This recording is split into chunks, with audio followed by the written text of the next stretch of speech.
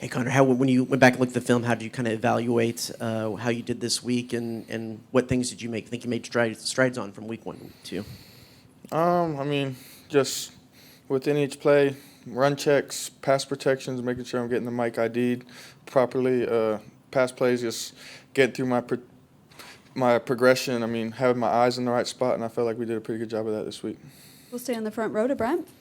I asked Coach Elko this earlier, but could you kind of take us through what's involved in working on footwork during, y'all both had said it's not something you can really do in-game, but what goes on during the course of the week where you work on footwork? I mean, it's just a focus thing. Like each play, like you got to think about it, like what your drop is on each play, your timing within your drop to be able to time it up in sync with the receivers when they're breaking on their routes, and just really focusing on it and honing in on that. And we did that all week. We'll go second row on the right side to Carter. Connor, how comfortable are you with just the road environment and the noise, and how do you think that might affect the helmet communication and maybe having to use a silent cadence and all that? I mean, yeah, it's definitely a thing that we're aware of. I mean, we know it gets pretty loud over there, but, I mean, we're not too worried about it. We work on silent cadences and stuff like that a lot.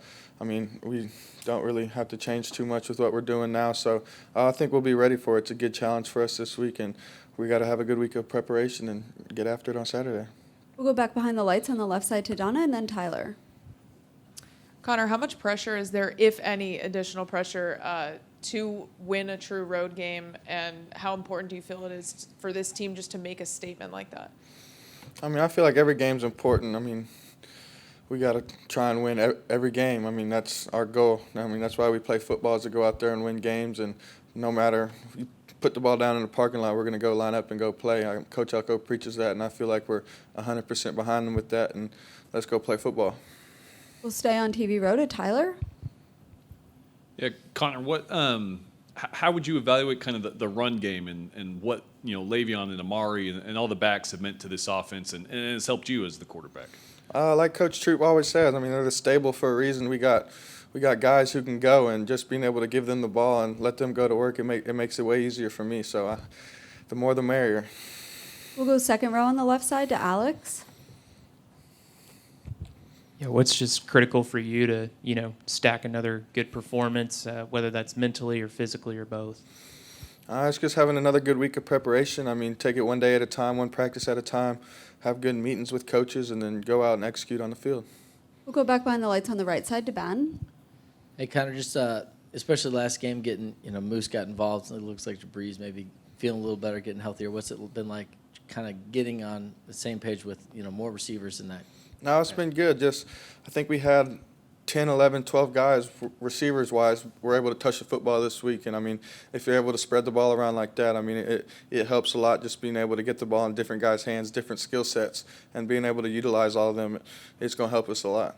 And I know you're not going up against him, but, DJ Lagway, I know he was up here quite a bit over the last couple of years, kind of through the recruiting process. Just what kind of relationship did you build with him, and what did you notice about his game and like about him as a quarterback?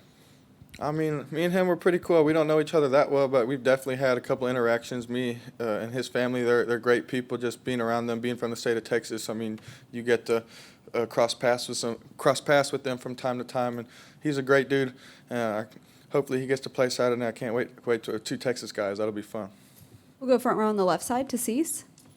What's been your toughest road environment so far, Connor? Why? Toughest road environment, probably say either the South Carolina game my freshman year, when it was pretty loud there when they returned that opening kickoff. That was the loudest I've ever heard a stadium, but it's football. Put the ball down, let's go play. I love playing on the road. It's fun. We're having the crowd involved, and like I said, let's go play football. We'll go front row on the right side to Travis and then wrap things up with Brent. Yeah, a little out of left field, but A.J. Donato, what stood out about him to you, especially being a walk-on?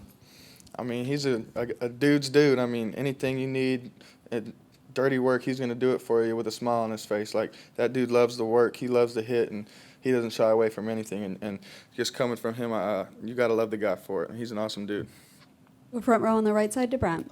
So what's your approach on playing 2 quarters? I know you're enjoying the reps right now, after being out for a while and getting back into the groove of things. So what was your approach on playing the 2 quarters where everything was efficient, but you still only played half the game leading into the Florida game?